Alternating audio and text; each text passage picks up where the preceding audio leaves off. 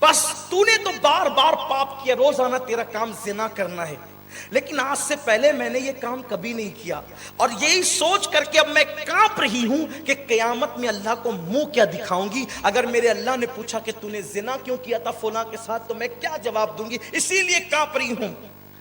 وہ لڑکی نے یہ بات کہی، کہتے ہیں دل سے جو بات نکلتی ہے اثر رکھتی ہے۔ اس نے اتنا کہا نا کہ اللہ کو منہ کیا دکھاؤں گی، اللہ دیکھ رہا ہے۔ اللہ اور بندے کے درمیان جو دروازہ کھلتا ہے اس کو کوئی بند نہیں کر سکتا۔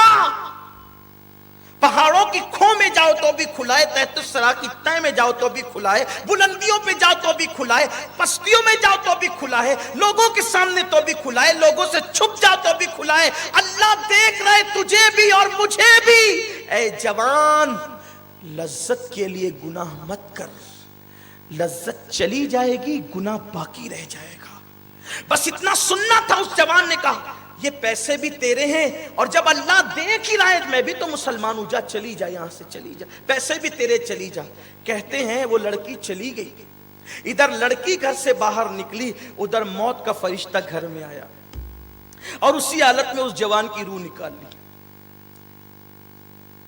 گاڑیوں میں موج مستی کرتے ہوئے سوچنا، اگر اسی حالت میں موت آئی تو کیا؟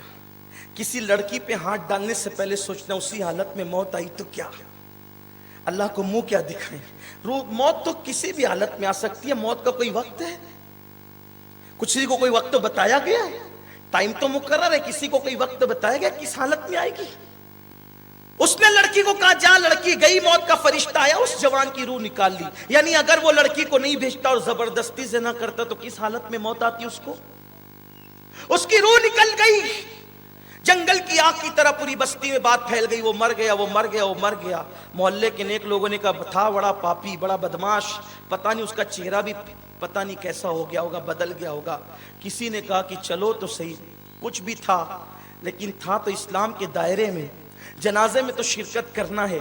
جب لوگ اس کے گھر پر گئے تو نور کے قلم سے اس کی چوکھٹ پہ لکھا تھا ان اللہ تعالی قد غفر للکفل، یعنی مفہوم کے طور پہ تشریح کے ساتھ بتا رہا ہوں کہ کفل نے اللہ سے ڈر کر ایک گناہ چھوڑ دیا، اللہ نے اس کے ساری زندگی کے گناہوں کو معاف کر دیا۔